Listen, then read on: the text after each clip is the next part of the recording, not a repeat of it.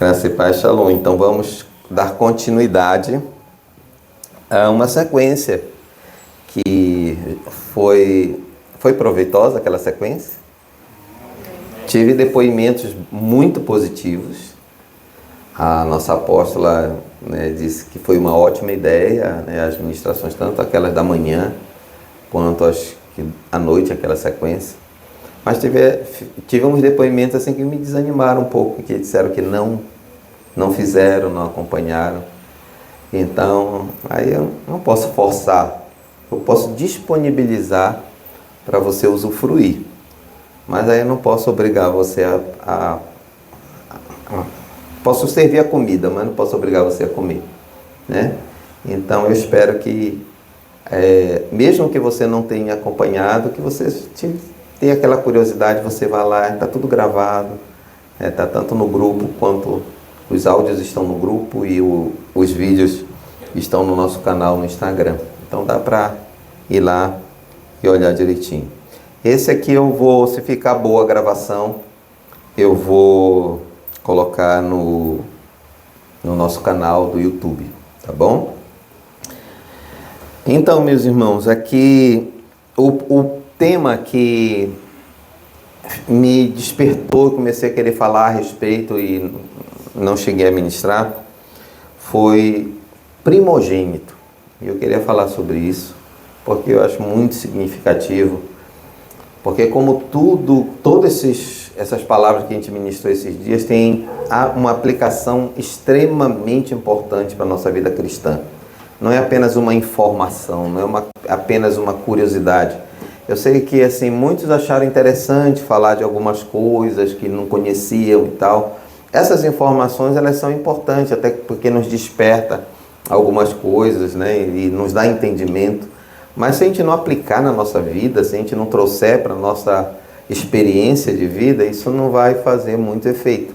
Então, a minha intenção é que a cada aprendizado desse você possa se apropriar de uma verdade bíblica, de algo que Deus dispôs para nós vivermos de uma maneira diferente, que isso impacte a nossa vida. E é o que eu quero falar hoje sobre primogênito. Antes de falar sobre primogênito, eu quero sondar vocês aqui. Eu vou dar duas oportunidades. Um vai me dizer o que é primogênito e outro vai me dizer o que é unigênito. Tá? Um vai dizer o que é primogênito e outro vai me dizer o que é unigênito. Quem quer me ajudar aí? Quem quer me dizer o que é unigênito? Único filho. Então o irmão já deu a participação dele, agora quero outra pessoa para me dar a outra participação. O que é primogênito? Primeiro filho. Então nós temos dois. Todo mundo já sabia disso?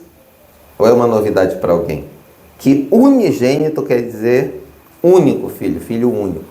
E primogênito quer dizer o primeiro filho. Quem é primogênito aqui? Quem é primogênito aqui? Não tem nenhum primogênito. Temos uma primogênita, a Cris. O senhor é primogênito? Está em dúvida? Ah, não é. Tá. Quem é primogênito aqui? Uma primogênita. Tem mais um primogênito aqui? Você não sabe o que é primogênito? Então.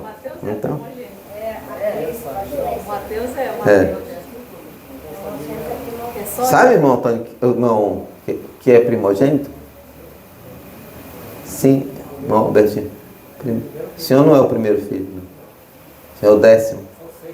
Eita, 6º, maravilha, glória a Deus. Tá, e era a segunda pergunta que eu ia falar. Tem algum unigênito aqui? Único, filho único. Filho único. É difícil ser unigênito aí, né? 11 irmãos? Eu falei 10 brincando, mas eu perdi para... A gente não pode nem brincar, né? Porque falei 10, eram 11. Isso porque era para ser 13, né? Imagina. Eita, coisa boa. Família grande. E aí, por causa disso, eu quero falar uma coisa. o que eu quero falar aqui é sobre filiação de Deus, filhos de Deus. E para isso a gente tem que entender o conceito de unigênito e de primogênito. E a gente acabou de falar isso, mas eu quero fazer, junto com essa pergunta, uma outra aqui. Você já ouviu falar que todo mundo é filho de Deus? Você já ouviu essa expressão alguma vez? Tá, e você concorda com isso? Todo mundo é filho de Deus? Não, então, olha, veja o que diz, o primeiro texto que a gente vai ler alguns hoje. João 3,16. Porque Deus amou o mundo, que deu o seu único Filho, para que todo aquele que nele crê não pereça, mas tenha a vida eterna. Vou repetir, para você talvez não tenha atentado direitinho. Porque Deus amou o mundo de tal maneira que deu seu único Filho, ou seu Filho unigênito, para que todo aquele que nele crê não pereça, mas tenha a vida eterna. A própria Bíblia diz que Deus só tinha um filho. Então, não existe esse negócio de todo mundo é filho de Deus. Até que Jesus tenha enviado o seu filho, ele era o único filho. E quem não era filho era o quê? Criatura. Criação de Deus, mas não filho. Agora, Jesus, quando veio, ele disse assim, olha, para que vocês possam ver o reino, entrar no reino, você precisa se tornar filho de Deus. Nascer de novo e se tornar filho de Deus. Aí, Nicodemos, que era um sábio, não entendeu muito e disse, Senhor, então é preciso eu voltar para dentro da barriga da minha mãe? E Jesus disse, não. O que é nascido da carne é carne. Então, todo mundo é filho da carne. Mas ele disse, o que é nascido do Espírito é Espírito. Então, ele disse que a partir do momento em que Jesus veio, ele deu a possibilidade das pessoas também se tornarem filhos de Deus. Mas quando ele veio, ele era o filho único. Unigênito, diga unigênito. Jesus era o único filho de Deus. Mas Deus sempre teve um projeto. Ter uma família numerosa. Ter uma família numerosa. Sempre foi esse o desejo de Deus. Sabe aquelas pessoas que desejam ter uma casa cheia de filhos? Pois Deus sempre teve esse mesmo desejo. De ter uma casa cheia de filhos. Mas ele só tinha um. E ele enviou esse seu filho para aqueles que o recebessem. Mas diz a palavra de Deus que aqueles que deveriam recebê-lo não receberam. Mas todos quanto o receberam, deu-lhes o poder de serem chamados filhos de Deus. Então há uma forma de alguém se tornar filho de Deus: se receber Jesus em seu coração. Aí, a partir do momento em que a primeira pessoa aceitou Jesus, deixou Jesus entrar, recebeu Jesus no seu coração, aquela pessoa se tornou filha de Deus, aí Jesus deixou de ser unigênito. Ele passou a ser primogênito, o primeiro filho. Mas aí, essa geração imensa, que eu espero que você faça parte dessa família. Se você já nasceu de novo, se você já recebeu Jesus em teu coração, você já faz parte dessa família. Aí você não é apenas uma criatura, você se torna filho de Deus. E quem se torna filho de Deus tem muitas honras para se tornar filho de Deus, por se tornar filho de Deus. Vamos ler alguns textos aqui, e não sei se você está seguindo, mas se você estiver seguindo, leia comigo Romanos 8, 29. 8, 29, que diz assim: pois aqueles que de antemão conheceu, também os predestinou para serem conforme a imagem do seu Filho, a fim de que ele seja o primogênito entre muitos irmãos. Então Deus desejou isso, Ele quis isso, que Jesus se tornasse o primogênito entre muitos irmãos. E todo aquele então que passou a integrar a família de Deus, ganhou aí um irmão mais velho, do melhor irmão mais velho possível, o próprio Senhor Jesus. Quanto se alegra? Aleluia, aleluia, de ter esse irmãozão. Veja o que diz Colossenses, capítulo 1. Vamos ler aqui a partir do versículo 15. Aqui falando de Jesus, diz assim: Ele é a imagem do Deus invisível. Como filho, ele é a imagem e semelhança de Deus. Jesus, como filho, é a imagem e semelhança de Deus. O primogênito de toda a criação. Jesus não é apenas o nosso irmão mais velho, mas ele foi o primeiro de toda a criação. Foi antes da criação dos anjos, antes da criação dos 4 seres viventes, dos 24 anciãos, antes de qualquer habitante do céu, Jesus foi o primogênito, já estava lá. Então ele foi o primeiro. Veja o que diz a partir do versículo 16.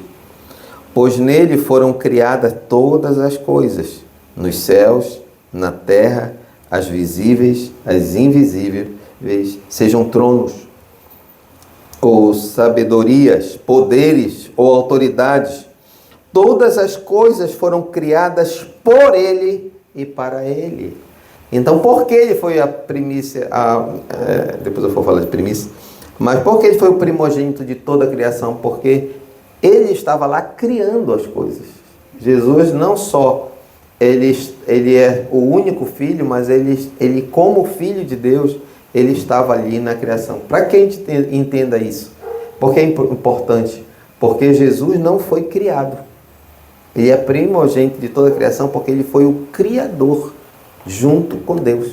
Ele estava ali junto com Deus criando todas as coisas. E todas as coisas não só foram criadas por ele, mas também foram criadas para ele. Que coisa interessante, né? Tudo foi criado não só por Jesus, mas também para ele. Então todas as coisas que foram criadas são propriedades de Jesus. Dá para você entender isso? Amém. Então é para ele, foi para ele que foram criados. Então tudo é dele. Ele é antes de todas as coisas e nele tudo subsiste.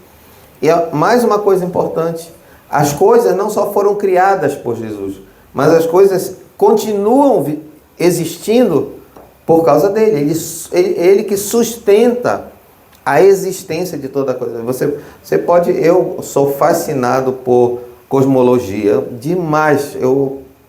Toda noite eu tenho que assistir pelo menos uma hora de uma coisa descobriram agora um novo planeta, aí até onde as sondas estão chegando, as coisas que já descobriram, as coisas que a ciência já disse que tinha como verdade, agora não, a gente se enganou, não é isso. Então já há questionamento até quando foi que aconteceu o tal Big Bang, né? Agora estão questionando até se o Big Bang existiu mesmo, se realmente houve assim, um momento em que todas as coisas passaram a existir. Eu gosto muito de assistir. E quanto mais eu vejo assim, a grandiosidade da criação cósmica, né? Os universos que existem, as galáxias que existem, o tamanho dos sóis, o nosso Sol, ele é microscópico perto de um outro Sol que tem aqui na nossa galáxia. Então os sistemas solares que tem na nossa galáxia são maravilhosos. É uma coisa que o ser humano nunca vai ter o alcance por ferramentas, por instrumentos, pela ciência, alcançar tudo que já foi criado. E saber que tudo isso foi criado por Jesus e é sustentado por Jesus. Continuam a existir, continua a funcionar, o universo continua vivo porque Jesus sustenta todas as coisas. Versículo 18. Ele é a cabeça do corpo, que é a igreja. Olha só, este que é o primogênito da criação de todo o universo, ele também é a cabeça da igreja. Ele é aquele que nos lidera, também a igreja dele. Aí diz aqui, é o princípio e o primogênito dentre os mortos, para que em tudo tenha a supremacia ou preeminência. Ou seja, Jesus, olha só, a importância de Jesus não é só porque ele é o primeiro, mas é porque ele também é o principal. Vamos dizer isso? A importância de Jesus não é só porque ele é o primeiro, mas porque ele é o principal. Para que ele tenha a preeminência, sempre está aí, sempre está na cabeça, assim como ele é a cabeça da igreja. Então aqui, quando diz assim que ele é o princípio e o primogênito, são os dois conceitos que nós temos que entender sobre primícia. Porque primícia, muitas vezes a gente pensa que é só, é o primeiro. Não, é o principal. É aquilo que para Deus importa. Quando a gente vai ver lá os primeiros a oferecer alguma coisa para Deus, que foram os filhos de Adão, Caim e Abel, um ofereceu a primícia do que ele tinha. E o outro deixou passar o tempo, ao longo dos tempos foi e deu alguma coisa para Deus. Aí a palavra de Deus diz que Deus aceitou a oferta de Abel, porque foi a primícia. Aquele que disse assim, não, isso aqui é o meu principal, e o principal eu vou dar para Deus. Esse é o princípio da primícia. Esse é o princípio de nós estarmos aqui, no culto da primícia. De aproveitar que hoje é o primeiro dia do mês e oferecer para Deus não só o primeiro, mas o principal, o início, a cabeça do mês. Para nós dizermos, Deus, tu és para mim, tu estás em primeiro lugar para mim, então eu quero te oferecer logo no início de tudo o meu melhor, a minha adoração, a primícia da minha adoração, a primícia do meu sustento, a minha primícia eu quero te entregar logo no primeiro dia do mês, porque isso quer dizer que nós entendemos o princípio da primícia. E Jesus é a primícia. Ele é a primícia da ressurreição dos mortos. Ele é o primeiro dentre os mortos. E quando diz assim que ele é o primogênito também dentre os mortos, porque ele quer dizer que ele foi o primeiro a ressuscitar. E nós vamos na sequência. Veja que é como se Deus fosse abrindo tudo para nós. Amém? Que bom.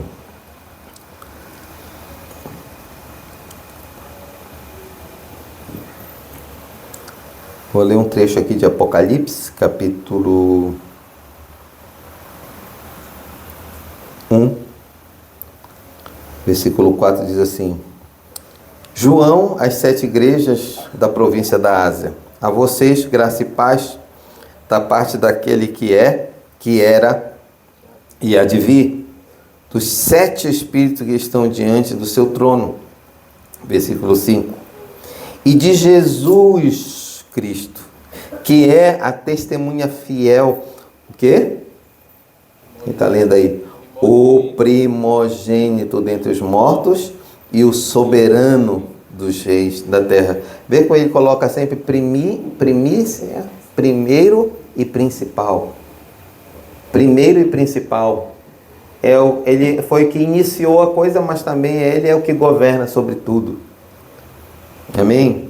Ele que nos ama, nos libertou dos nossos pecados por meio do seu sangue, versículo 6, e nos constituiu reino sacerdote para servir ao seu Deus e Pai.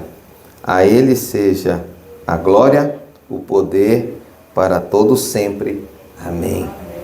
Então Jesus, a primícia de todas as coisas, ele iniciou todas as coisas, é o primogênito dentre os mortos, pelo seu sangue ele nos comprou e nos fez também filhos de Deus.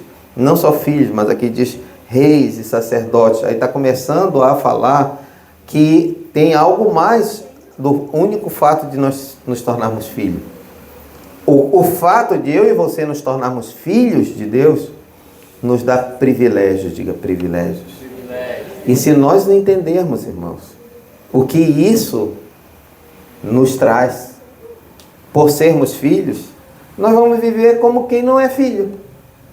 Uma pessoa que é só criatura e vive todo dia trabalhando, fazendo as coisas, vai, volta e tal, trabalha, aí cresce, desenvolve, e aí um dia vai ficando velho, morre, pronto. Se nós não entendermos o que nos diferencia por sermos filhos de Deus, o que Ele conquistou por sermos filhos de Deus agora, o que Ele nos deu por nós entrarmos no seu reino, fazermos parte do seu reino, ao sermos reis e sacerdotes, alguma coisa mudou na nossa natureza. E nós não somos apenas, como disse o próprio Senhor Jesus, quem é nascido da carne é carne. Nós já éramos isso. Nós já éramos herdeiros do nosso... Nós éramos talvez primogênitos do nosso pai, ou unigênito, quem é filho único. Mas nós estamos falando aqui mais do que ser filho dos nossos pais naturais. Estamos falando aqui de ser filho do Criador de todas as coisas, irmão daquele que criou todas as coisas e todas as coisas são sustentadas por Ele. Irmão, qual é o privilégio? Não sei, aqueles aqui que não são filhos, não são primogênitos, que não é filho único também, deve saber a importância que é ter um irmão mais velho. Aquele que rompeu, né, que iniciou aquela prole dos seus pais. O meu irmão até hoje, mesmo sendo mais velho e já cego, ele tem uma importância muito grande para a nossa família. Até hoje ele socorre minha mãe, sendo ele cego. Então, a importância de ter um filho mais velho. Agora imagina se esse filho mais velho é o Senhor de todas as coisas. É o Criador de todas as coisas. É o mantenedor de todas as coisas. Quando eu pedi ajuda para o meu irmão mais velho, mesmo quando eu era adolescente, poxa, eu podia contar com o meu irmão mais velho. Às vezes até porque não prestava, mas ele ia lá, dava um socorro. Agora nós temos um irmão mais velho que nos socorre, que nos ouve, que nos representa. Além de tudo, ele é advogado. Que está ali diante de Deus para nos ajudar nas nossas coisas. A pessoa tem um irmão mais velho, advogado. Olha, o meu irmão mais velho é muito legal. Além de tudo, ele é filho de Deus. Ele é todo poderoso. Ele ressuscitou na minha frente para dar o caminho. E um dia eu vou ressuscitar igual ele. Esse irmão mais velho já nos dá muitas coisas só por nós entrarmos no reino. Mas só que nós precisamos entender um pouco mais a respeito disso. E aí eu quero que você lê com você um versículo, um texto. Deixa eu ler aqui. Eu ia ler o Romanos 8:17, mas eu vou ler um pouco mais adiante, um pouco antes. Romanos 8, 14 até 17. Olha o que diz. Pois todos os que são guiados pelo Espírito de Deus, estes são filhos de Deus. Irmão, não sei se isso faz alguma coisa com você saber que você é filho de Deus agora. E guiado pelo Espírito Santo. Isso aqui já é muita diferença entre aquele que não é nascido do Espírito. Porque quem é nascido da carne é carne e vai viver a vida fazendo as coisas normais dessa vida. mas não vai ser guiado pelo Espírito Santo. Mas olha, não para por aí. Diz aqui, porque não recebemos o espírito de escravidão. Outra vez, estardes com temor. Para outra vez estardes com temor. Nós fomos libertos do quê? Do medo, né? Não somos mais escravos. Mas recebestes o espírito de adoção, pelo qual chamamos Abba, Pai. Irmãos, não é só ter um irmão mais velho. Esse irmão mais velho nos possibilitou ter como pai a Deus. Deus como pai. E poder dizer, Abba, Pai, Paizinho, Pai, vim aqui te pedir tal coisa. Vim aqui porque eu estou precisando, Pai. A gente pode, alguns aqui têm pais, outros não têm pais. Eu perdi meu pai muito novo ainda. Ele muito novo e eu muito novo. Mas eu poder dizer, eu não posso dizer assim, não tenho pai. Eu tenho o melhor pai. E você também, se é filho de Deus, você tem o melhor pai. E quem te deu essa possibilidade de ter o melhor pai foi justamente o filho, o primogênito, que fez você entrar nessa família. E versículo 16. O Espírito testifica com o nosso Espírito que somos filhos de Deus. Aí aqui que eu quero começar a fazer você entrar um pouco mais no entendimento disso. Não é só saber que você é filho. Diz assim, e se filhos, se nós somos filhos, quantos filhos temos aqui? Quantas filhas? Se você é filho, se você é filha, você tem que ter consciência disso.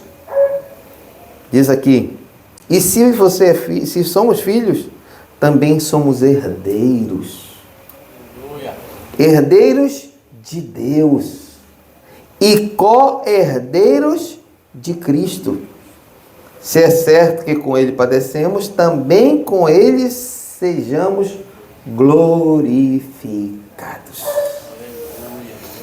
Irmãos, nós temos que, claro que nós temos que glorificar o nosso Deus, glorificar Jesus, até o resto da nossa, por toda a eternidade não vamos ficar fazendo isso. Agora é interessante saber que a mesma glória que Ele recebeu, Ele nos deu. Nós temos a mesma glória. A mesma glória. Mas eu quero que você pense a respeito disso. Diz aqui que nós somos herdeiros. Se só falasse herdeiros, tudo bem. Mas diz aqui, herdeiros de Deus. Herdeiro do Pai. O que significa ser herdeiro? Significa receber a herança. Ter uma herança à nossa disposição. Não se trata, irmãos, apenas de você e eu sermos filhos. Mas nós somos filhos e herdeiros. E não é herdeiro do milionário não sei o quê, do milionário não sei o quê, trilionário não sei o quê. Não, do dono de todas as coisas. Senhor de todas as coisas. E também, mais do que isso, quando no conceito, porque os judeus entendiam isso muito mais do que às vezes nós, porque para eles, acho que algumas outras culturas também, quem herdava a propriedade, os outros podiam herdar outras coisas, os bens e tudo mais, mas quem herdava a propriedade do dono era só o filho mais velho. Então, se tem gado, tudo bem, tu tem tantos gados, tu tem tanto não sei o que, tantas ovelhas e tal. Mas e essa propriedade? Era sempre do primogênito. E aí o primogênito que acabava sendo o herdeiro da posse maior do seu pai. Jesus, como primogênito, ele é o herdeiro de tudo. Ele que herdou toda a criação. Tudo que foi criado, ele herdou. Agora tem uma boa notícia para você. Jesus nos fez não só herdeiro de Deus, mas co-herdeiros com Cristo. Isso quer dizer que tudo que Jesus herdou também é nosso. Amém? Tudo é nosso. Agora, tem um problema para nós. E esse é um problema que é quase de todo crente.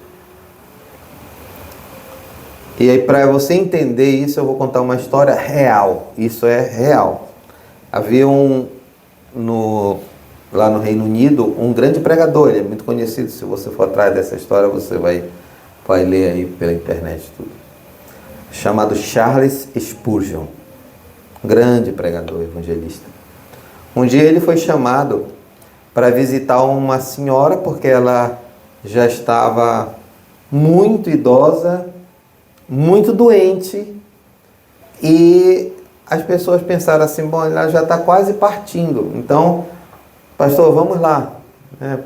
Chamaram o pastor Charles Spurgeon para ele fazer uma visita para essa mulher, bem velhinha. E essa mulher morava numa casa muito humilde, e ela tinha sido a empregada, chama assim, serva, né, de uma mulher da nobreza, uma mulher muito rica. E um pouco antes daquela mulher morrer, ela preparou um documento e entregou, e disse para entregar para ela, para essa senhora que estava ali quase morrendo. E aquela senhora antes, ela ainda era nova quando a senhora dela morreu. Só que essa serva aí, ela era analfabeta. E ela não tinha muito conhecimento. Ela disse, não, aquela empregada, assim, aquela senhora. Se hoje em dia tem muitos que não entendem muita coisa, imagina ali no século não sei o que lá. E aí ela recebeu, quando ela soube que a senhora dela tinha morrido, ela recebeu aquilo lá com tanta honra, com tanta alegria, que ela emoldurou, colocou no quadro e colocou no vídeo. Ela disse, a minha senhora lembrou de mim. E eu quero pegar isso aqui e moldurar isso porque ela lembrou de mim. Isso vai ser a lembrança dela para o resto da vida. Pegou e colocou lá no quartinho dela. E aí o Charles Spurgeon, no dia lá, entra na casa daquela senhora para fazer uma oração por ela, abençoá-la e confortá-la naquele momento de doença, de velhice. E aí ele vê aquele papel na parede, dentro da moldura.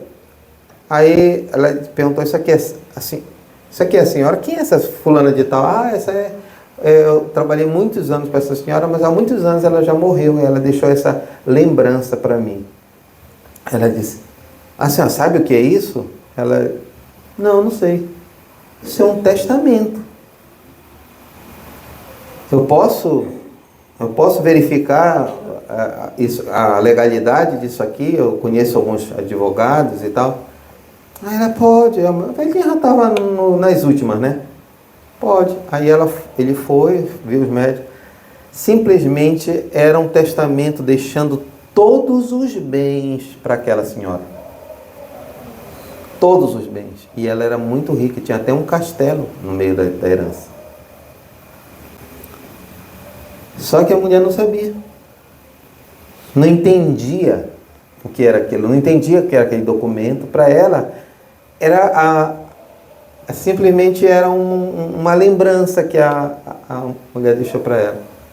Aí os advogados foram e conseguiram juntar tudo, né, ver o que tinha, e era muita coisa, era um grande tesouro, assim, com muitos bens, muita riqueza, joias e outras coisas. Só que aquela mulher não tinha mais saúde nem vida para usufruir daquilo. E acabou ela acabou doando para a igreja tudo. Irmãos, infelizmente, muitos crentes estão na mesma. Nós temos um monte de herança, muita coisa que Deus nos reserva.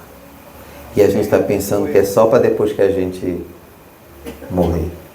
Não, irmãos, é para agora. Tem muita autoridade que Jesus nos deu. Muito poder que Deus nos deu. Muita coisa. A Bíblia diz claramente: todo aquele que pedir crendo receberá. E não tem o exercício da fé para ver as coisas acontecerem. Não toma posse de toda a herança para nós usufruirmos aqui.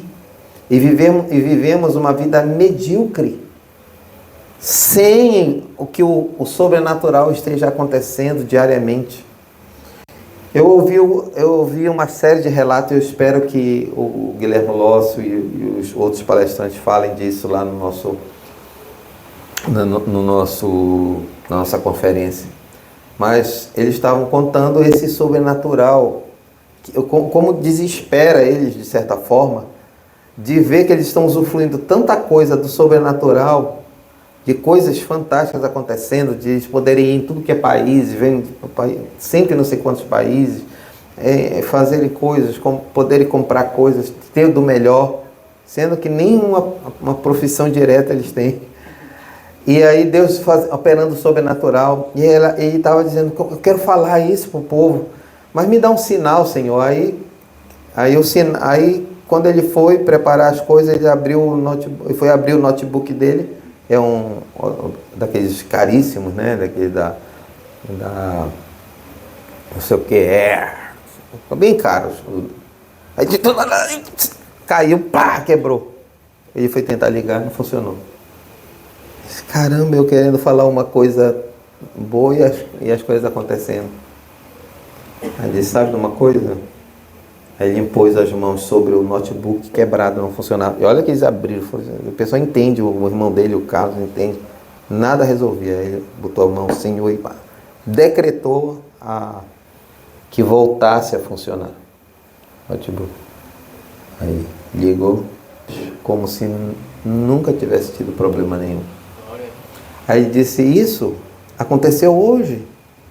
Só para eu ter uma coisa entre milhares de coisas que acontecem na minha vida para contar que Deus faz milagres ainda hoje.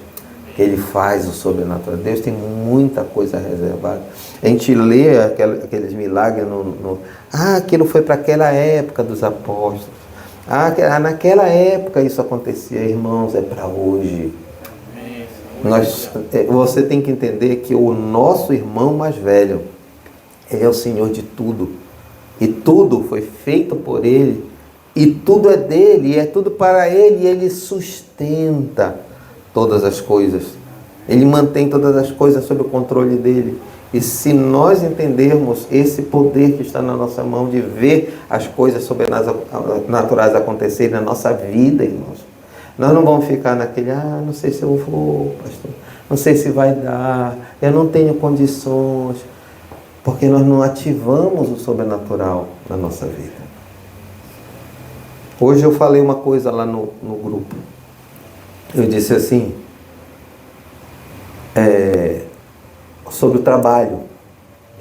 Deus disse assim: olha, o trabalho agora vai ser com o suor. Não é verdade? Eu fui fazer uma coisinha hoje lá, parece uma tampa de chaleira lá, suando lá em casa. Qualquer coisa que a gente faz tem que ter esforço.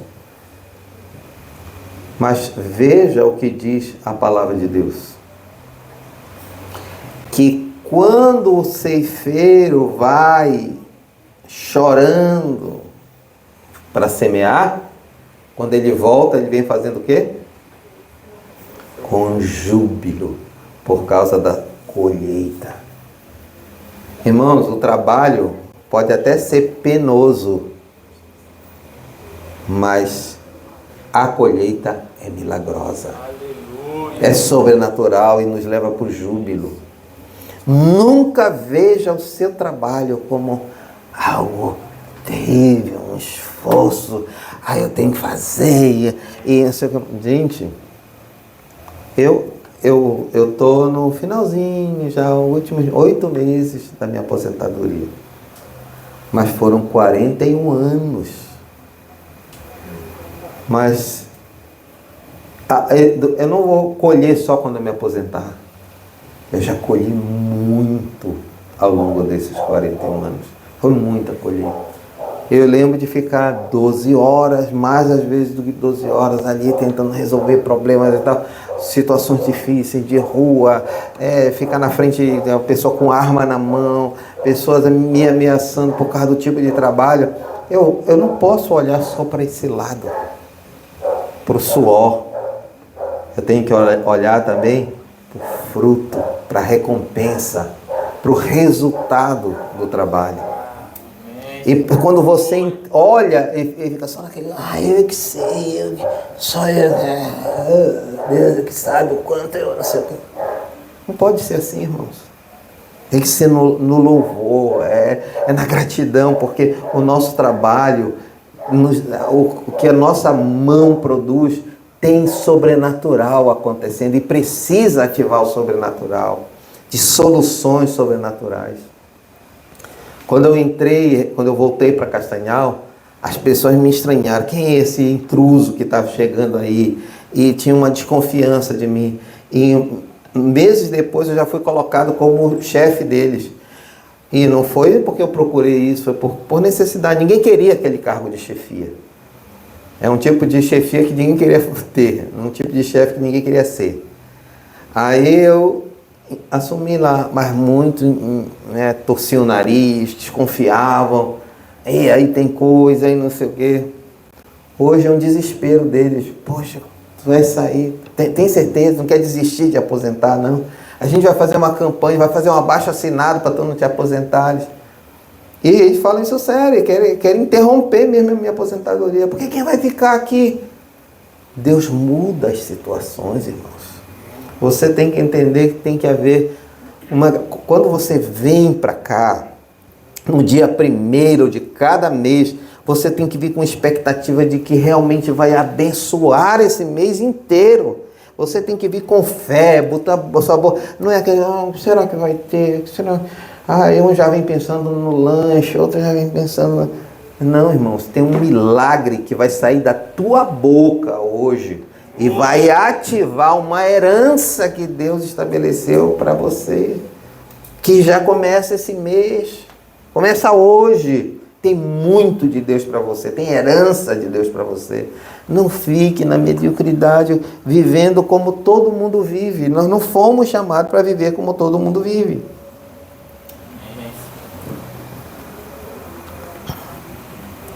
Então diz, se somos filhos, então somos herdeiros. Se somos herdeiros de Deus. E também somos co-herdeiros com Cristo. Se de fato participamos dos seus sofrimentos, se nós participamos de coisas difíceis, mas olha só, também participamos da sua glória. Tem coisa boa pra gente. Não fique mirando só ninguém me entende. É uma perseguição. Desde que eu me tornei crente aconteceu isso. Não fique nisso, irmãos. Nós somos herdeiros também da glória de Cristo. Amém? Então, Hebreus 12, para encerrar esse texto, Hebreus 12 diz assim, a partir do versículo 22. Hebreus 12, versículo 22.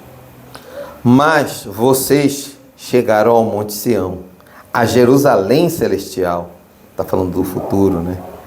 A cidade do Deus vivo.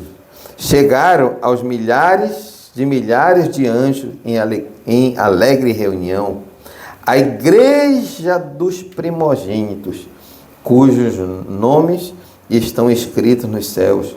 Vocês chegaram a Deus, juiz de todos os homens, aos espíritos dos justos aperfeiçoados, a Jesus, mediador de uma nova aliança, e ao sangue aspergido, que fala melhor do que o sangue de Abel.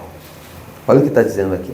Quando nós chegarmos na Nova Jerusalém, ele vai dizendo tudo. Você vai chegar a isso, vai chegar à cidade de Deus, a cidade dos anjos, você vai dar ao Monte Sião, a Jerusalém celestial, e vai dizendo, né, vai na presença de Deus, justo juiz, vai dizendo todas essas coisas, o Espírito de Deus, que juiz dos homens, vai falando tudo isso, mas um detalhe que ele fala assim: nós chegamos à igreja dos primogênitos. Eu não sei se você entendeu isso aqui. Mas a partir do momento em que nós chegarmos na Nova Jerusalém, Jesus, que já foi unigênito, depois ele se tornou primogênito, ele vai perder o posto. Porque quando você chegar lá, você vai ser primogênito junto com ele. Você vai pertencer à igreja dos primogênitos. Então você já não vai ser segundo filho, terceiro filho, quarto filho.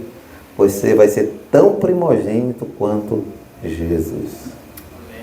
Amém. Me pergunta como é que vai ser isso? Pergunta aí.